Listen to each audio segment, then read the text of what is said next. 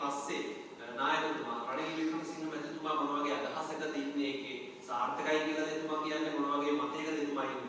ඉතින් ඒකේ සාර්ථකභාවය රනිල් වික්‍රමසිංහ මහත්තයා විතරක් නෙමෙයි මුළු රටම දන්නවනේ නේද? ඒක අමුතුවෙන් අපි කියන්න අවශ්‍ය නැහැනේ. ඇත්තටම අපි සියලු දෙනාම ඒකට සම්බන්ධ වුණා.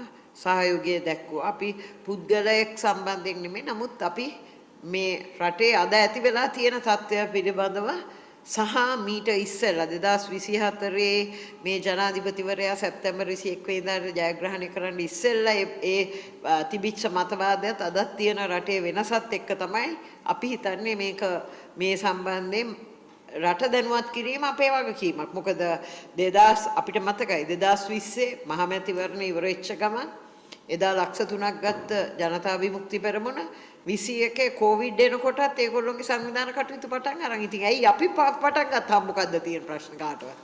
නේද? අපි දේශපාලන පක්ෂ අයිත් එක්සත් ජාතික පක්ෂ කියන්නේ රටේ තියෙන පැරණිම පක්ෂය. ඒතකොට අපි සියලු දෙනාම මේ සඳහා සම්බන්ධ විය යුතුයි, එකතු විය යුතුයි. අවසාන වශයෙන් මේ ප්‍රශ්න විතරයි දැන් මේ ඔබතුමිය ගැන කතා බහන කරපුවාට 21 රැළියෙන් පස්සේ සමාජ මාධ්‍ය ඔබතුමියට වාඩි වෙන පුදුවක් කරලා තිබුණේ නැහැ කියලා කතාවක් මොකක්ද ඇත්තටම උනේ? බොහොම ස්තුතියි.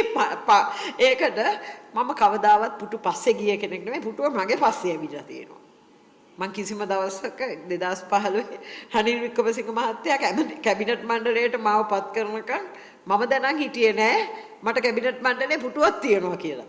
මහලේකම් කවට පත් කරනකන් මම දැනන් හිටියේ නෑ එක්සත් ජාතික පක්ෂ මහලේකම් පුටුව මට තියෙනවා කියලා.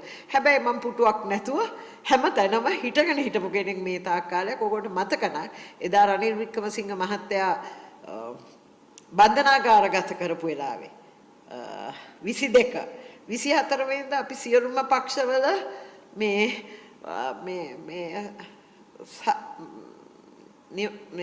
සහභාගීත්වයෙන් මේ මාධ්‍ය හමුවක් තිබ්බා. ඒ මාධ්‍ය හමුවේදී මම දැක්ක මේ ඊයේ පෙරේද ඇත්තටම මේක මම කවුරු හරි කරපු එකනට මම බොහොම ස්තුතිවන්ත වෙනවා. මම අයිනකට වෙලා හිටන් ඉන්නවා. ඉතින් අපි පුටුපස්සේ ගිහිල්ලා නැහැ. පුටු ඕන කෙනෙකුට දෙන්න සූදානම් කෙනෙක් මම. ඒක සමහරලාට විකෘති කරලා දාලා තියෙනවා පුටුවක් උස්සන් පොලේ ගහලා මා තරතතු කොල්ල කියන චරිතය දන්න කෙනෙකුට ඒක ප්‍රශ්නයක් නෙමෙයි. මොකද දන්නවා කවුරුත්. හොඳයි බොහොම ස්තුතියි.